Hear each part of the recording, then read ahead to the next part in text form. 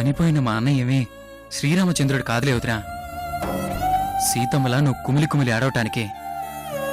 అయినా విధవలా ఇంట్లో కూర్చొని ఏడుస్తూ బతకాల్సిన అవసరం లేదు వదినా. నువ్వు ఎప్పట్లాగే ఇంట్లో ఉండాలి.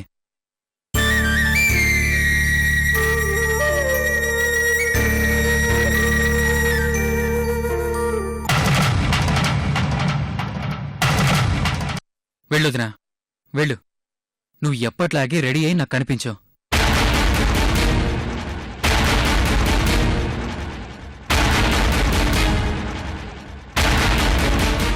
అప్పుడే నేను హ్యాపీగా బయటికి వెళ్తానా. లేకపోతే నువ్వు రెడీ అయి వచ్చేదాకా నేనిక్కడే ఉంటానా.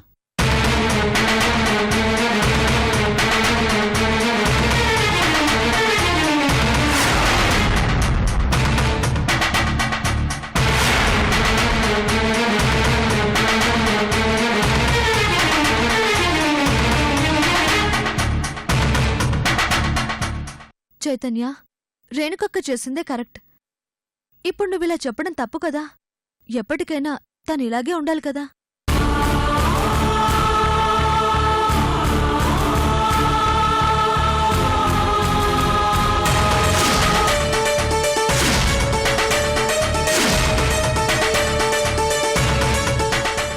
నువ్వు నోరు మూసుకో వైజయంతి.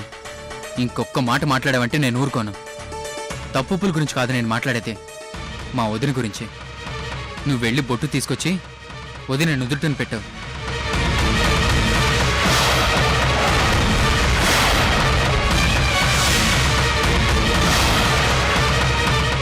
అది కాదు చైతన్య. వద్దు.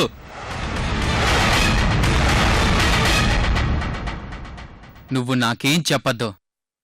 నేను చెప్పినట్టు చేసావా సరే, లేదంటే నేనిప్పుడేం చేస్తానో నాకే తెలీదు. వెళ్ళు.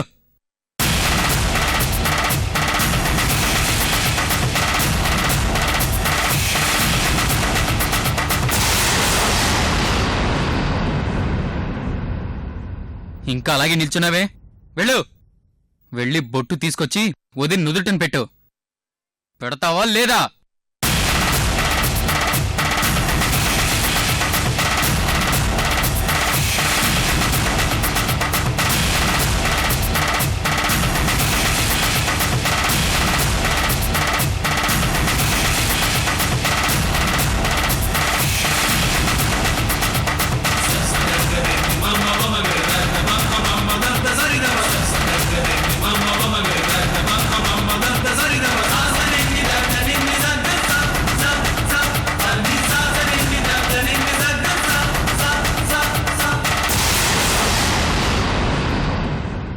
దాని బొట్టు చెరిగిపోయిందని నేను సంబరపడిపోతుంటే నువ్వేంట్రా మగడా, మొగుడు పోయిన దాని పసుపు కుంకాలు కాపాడాలని చూస్తున్నావు. దీన్ని ఎన్నాళ్ళు కాపాడతావో నేను చూస్తాను.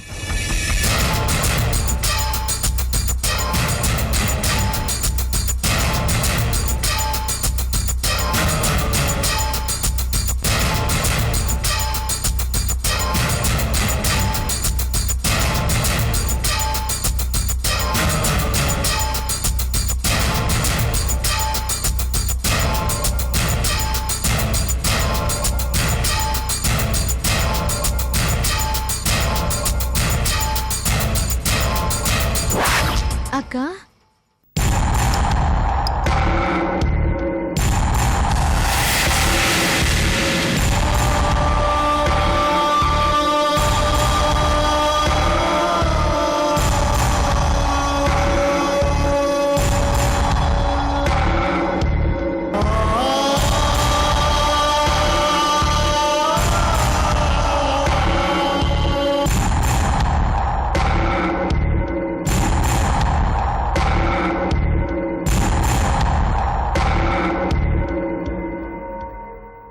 వదినా, ఈ ఇంట్లో ఇంకెప్పుడు నువ్వు బొట్టు గాజు లేకుండా నాకు కనపడద్దు.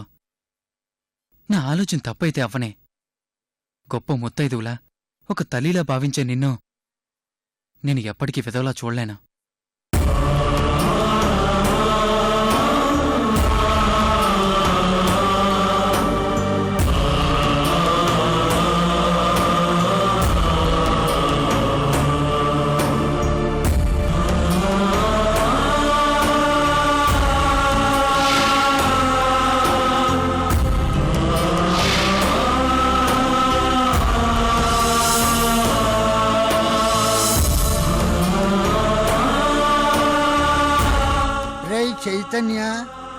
ఆ నుదుటను చెరిగిన బొట్టును మళ్ళీ పెట్టగలం గాని చెరిపినా చెరగని తలరాతని మళ్ళీ మార్చలేం కదా.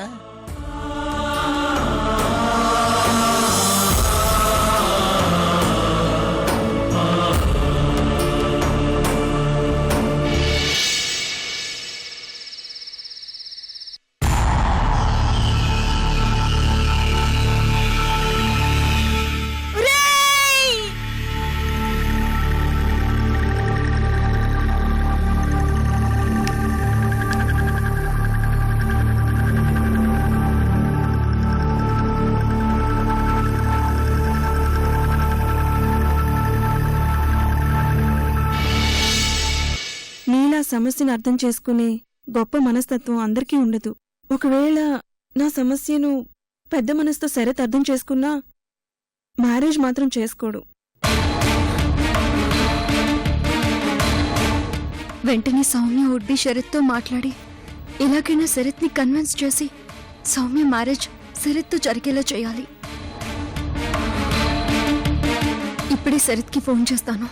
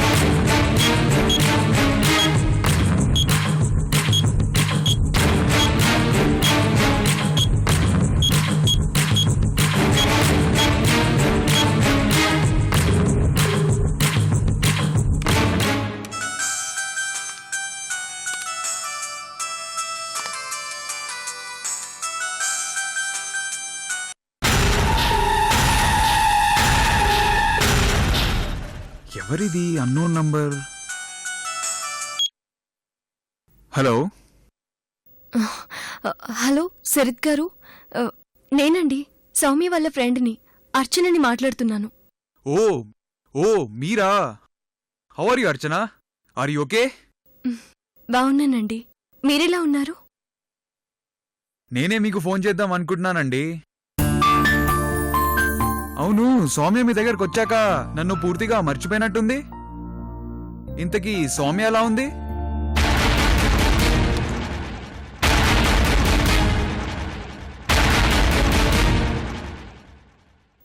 సౌమ్య బానే ఉంది. మీతో ఒక ముఖ్యమైన విషయం మాట్లాడాలి. ఎలా చెప్పాలో తెలియట్లేదు శరత్ గారు.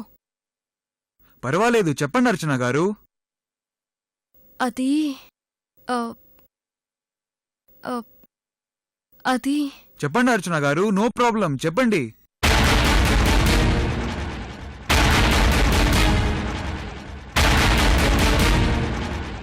అది సౌమ్యన్ నేను ఎయిర్పోర్ట్కి వెళ్ళి ఇన్ టైంలో రిసీవ్ చేసుకోలేకపోవడం వల్ల పెద్ద మిస్టేక్ జరిగింది. ఏంటా మిస్టేక్? అవునండి, ఆ మిస్టేక్ నా మూలంగానే జరిగింది.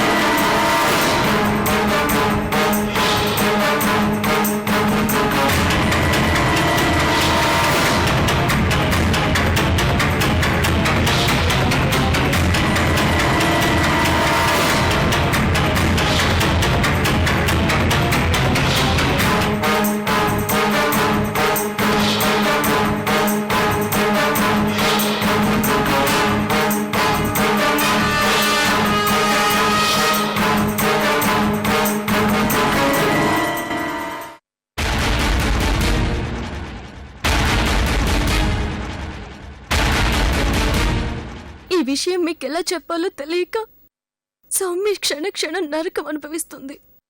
అందుకే పాపం మీకు ఫోన్ కూడా చేయలేకపోయింది. ఇప్పుడిప్పుడే సౌమ్య కాస్త కోలుకుంటుంది. పెళ్లి దగ్గరలో ఉంది కాబట్టి మీరెక్కడ టెన్షన్ పడతారోనని తను కూడా చాలా బాధపడుతుంది. అందుకే తను మీకెలా చెప్పాలని టెన్షన్ పడుతుండేసరికి నేనే మీకు ఫోన్ చేశాను.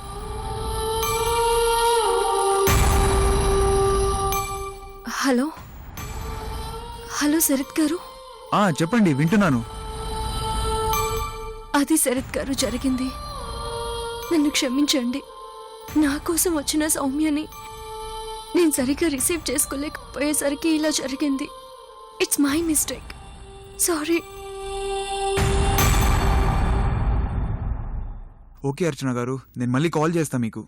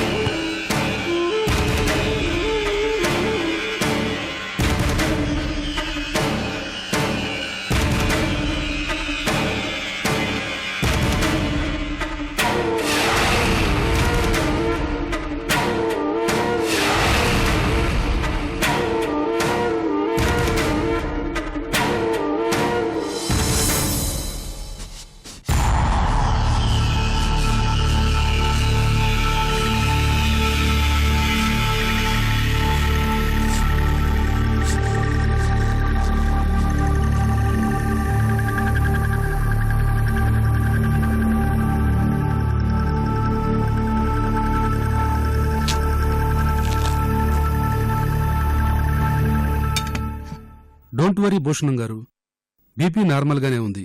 కాస్త టెన్షన్ తగ్గించుకుని ఉప్పు కారం తగ్గిస్తే మంచిది. అలాగే డాక్టర్ గారు. మంచిది, వెళ్ళొస్తానమ్మా.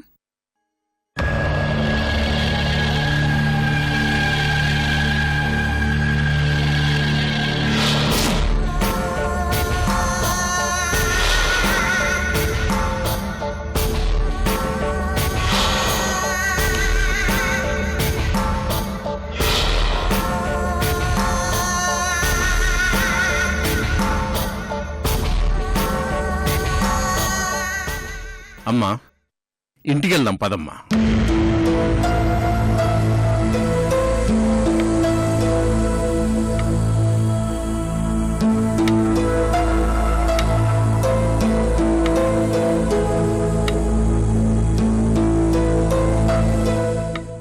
నాకు మర్యాదగా మాట్లాడటం చిన్నప్పటినుంచి చేత కాదు.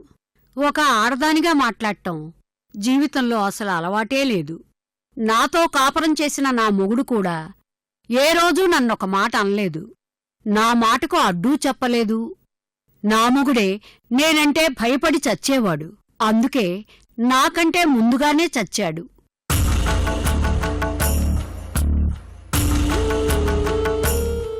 ఇంట్లో ఉన్న నా సొంత కోడలు నేను చావాలని కోరుకుంటే ఏ బంధమూ లేని నువ్వు నన్ను బతికించాలనుకున్నావు. ఇప్పుడు నాకు బాగా అర్థమైందేమిటంటే నీ అవసరం నాకుందని. నీకు అభ్యంతరం లేకపోతే నువ్వు మా ఇంట్లో ఉండమ్మా.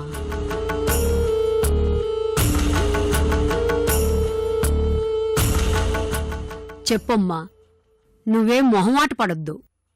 నువ్వు మా సొంత చుట్టంలా మా ఇంట్లో ఉండొచ్చు. నీకు నచ్చిన పని చేస్తూ నచ్చినట్టుగా బతకొచ్చు.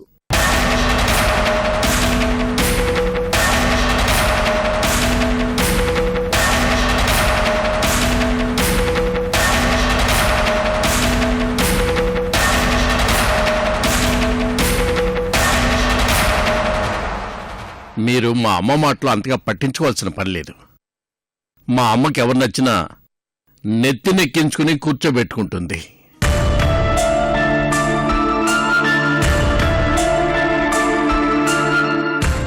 ఇదిగోండి, మీరు చేసిన సహాయానికి ఇది చాలా తక్కువే. మా సంతృప్తి కోసం తీసుకోండి. వద్దండి. ఇప్పుడు మీ దగ్గర ఈ డబ్బు తీసుకుంటే ఒక మంచి పని చేశానన్న ఆనందం మనసులో నుండి పారిపోతుంది. డబ్బు మనిషి అవసరాలు తీరుస్తుందే కాని మనసుకి ఆనందాన్నివ్వదు. మీ అమ్మగారి ఆరోగ్యం బావుంది, అదే నాకు గొప్ప ఆనందం. వస్తానండి. వస్తానమ్మా.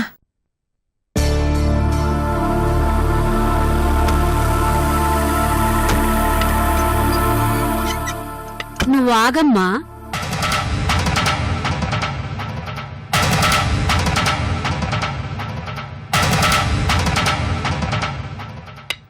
అమ్మా, నీతో ఒక్కసారి మాట్లాడాలి. ఇలా రా.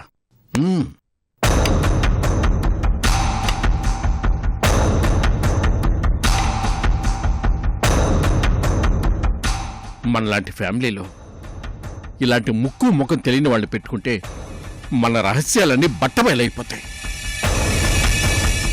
ఈ డబ్బులు ఇచ్చి ఏదో రకంగా చెప్పి వదిలించుకో. పిచ్చినా కొడక, మళ్ళా డబ్బు మనిషి కాదురా, మనసున్న మనిషి, విలువైన మనిషి. ఏ దిక్కు లేనిదానిలా కనిపిస్తోంది.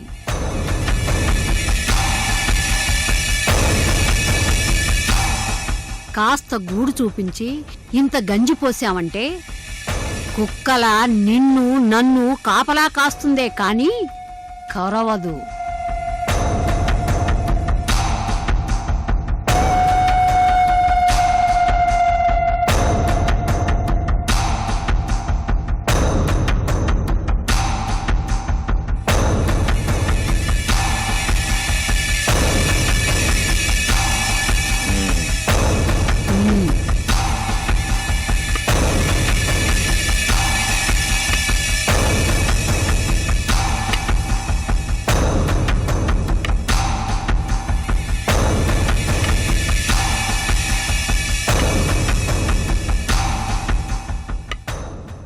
నువ్విప్పుడు ఎక్కడికెళ్తున్నావమ్మా? నాకే తెలీదండి. ఆ దేవుడు చూపించిందే నా దారి.